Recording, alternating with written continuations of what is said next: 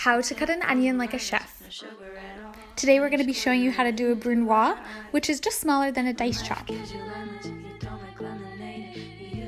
First things first, you're going to want to cut your onion down the middle lengthwise.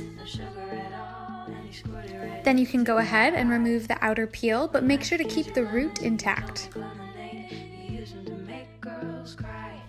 Next, you're going to want to make parallel cuts down the onion lengthwise.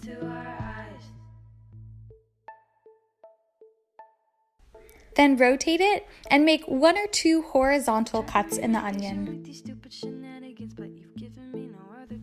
And remember, we still want to keep that root intact, so don't cut all the way through. Now for the fun part, make your parallel cuts in the width, and when you do this, try to think about doing a choo-choo train motion. And always make sure to protect those fingertips. Pat yourself on the back because you just learned a new skill.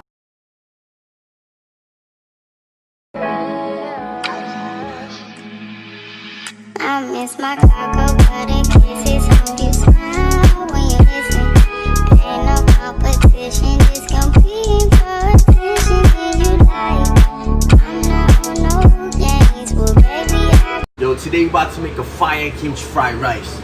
All you need is kimchi and some rice. You need about 1-to-1 ratio and some onions and scallions. Eggs. Another one. Some oil. Scramble that joint. Tip number 1, break your egg small as possible. Because you want the egg to dance with your rice like that. Put away egg to your side. Onions and scallions. Throw your kimchi in. Splash of sesame oil. And some sugar. And some butter. Shake your rice, baby. Boom. Some more sesame oils on top of your rice to break it up. Break that joint up. This is what separates amateurs to the pro. If you crack the egg in here, that will be wet. We don't want no wet ass kimchi fried rice. Boom. This is what I mean, your egg dancing with your rice. Some sesame seed. And that's how you make a perfect kimchi fried rice. Today I'm walking through the easiest chocolate buttercream you'll ever make. You need 2 sticks of unsalted butter, which you're going to whip up on a super high speed for like 5 minutes until it gets lighter in color. The next 2 ingredients are optional, but I like to add 1 teaspoon of vanilla extract and 1/4 teaspoon of salt. Then add in 1 cup of sifted cocoa powder, mix it together, and then the real fun starts. You're adding in 1 14-ounce can of sweetened condensed milk. But instead of adding all the sweetened condensed milk at once, add it in 4 different installments so that the buttercream doesn't break. Once it has a nice shape just like this, it's all ready to go. So we're adding this to some cupcakes today. So I'm taking a piping bag fit with a Wilton 1M frosting tip, and I'm piping some generous swirls on top of our cupcakes. This frosting is really light and fluffy and not super sweet, so it's okay to pipe a decent amount on top of your cupcakes. However, if you like less frosting, you can always add less. The sprinkles, though, are mandatory. Just kidding, but they really do make it so much better. Don't forget, the recipe is also up on shellsweets.com. So this is how I clean squid. So first of all, you want to remove the head, which has got the ink sac in and its guts and whatnot. Then take off the wings like this. The skin comes off quite easy, you can just peel it off. Then you want to take out the cartilage down the middle. It's like a quill almost. You just pull that out, it comes out quite easily. Make sure you use the wings, they're beautiful also, as well as the tentacles. And you want to remove the mouth, the beak. This is where it eats from. Just turn it inside out and cut it out. Then you just have it nice and clean like that.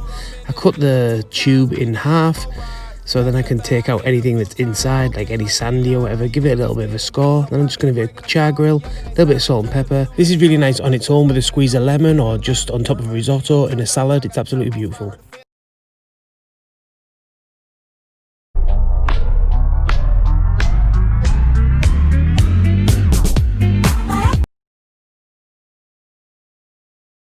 Carne asada tacos. You're gonna start with a skirt steak. That's gonna be for the meat, and you wanna slice up some onions. Now for the marinade, go garlic powder, cumin, oregano, chili powder, salt, pepper, soy sauce, cilantro, lime juice, orange juice, and then you're gonna go into a Pyrex to marinate. You're gonna go sauce, onions, meat, and you're gonna layer that and let that marinate for at least overnight, long time, maybe at least an hour.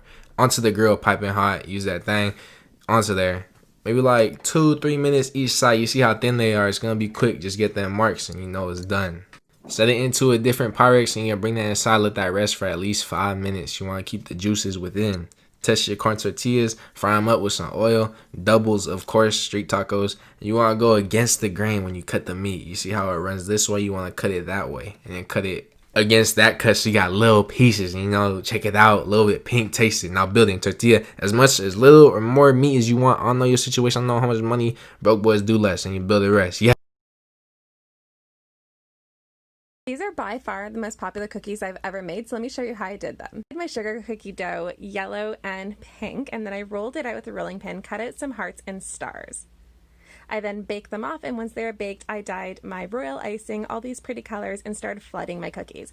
Flooding cookies is basically just having a thin consistency of royal icing so that way you can do these like really cool designs on them, and then they flatten out so it looks like one like really, really smooth sheet of icing. I don't know how to describe it, but it looks really cool. I then piped on all these really adorable faces, except the fun thing about these cookies is they're going to be two-sided. I made this one cookie with a hole in it that I could fill with sprinkles, so that way it's kind of like a cookie sandwich filled with sprinkles inside, so when you bite into it, boom, sprinkles.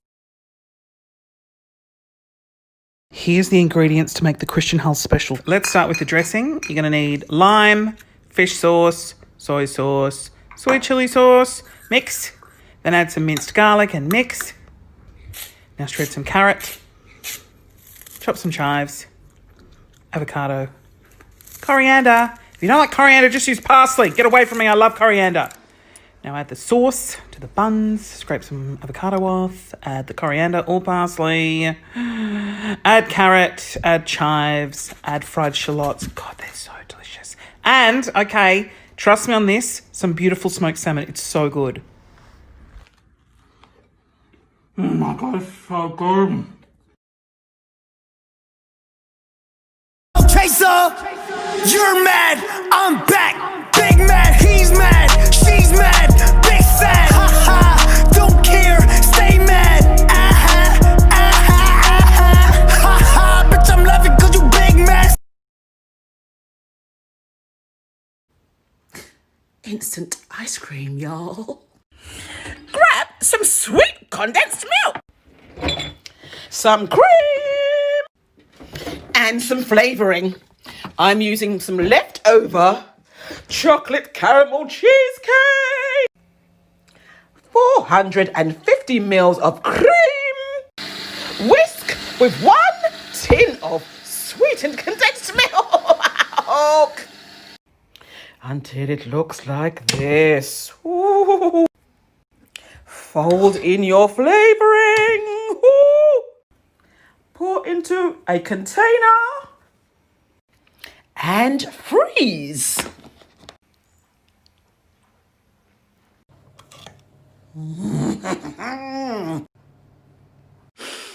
Just 1 spoon, y'all. Peel and mash 3 overripe bananas. Add to a bowl with 2 eggs, 1 teaspoon of cinnamon, 200 grams of self-raising flour, 150 grams of brown sugar, 100 grams of melted butter, and 1 teaspoon of baking soda. Mix to combine. Pour into a greased loaf tin and bake at 180 degrees Celsius for about an hour. Remove from the tin, cut a slice, top with butter, and there you have your very own fresh banana bread. Dig in and enjoy.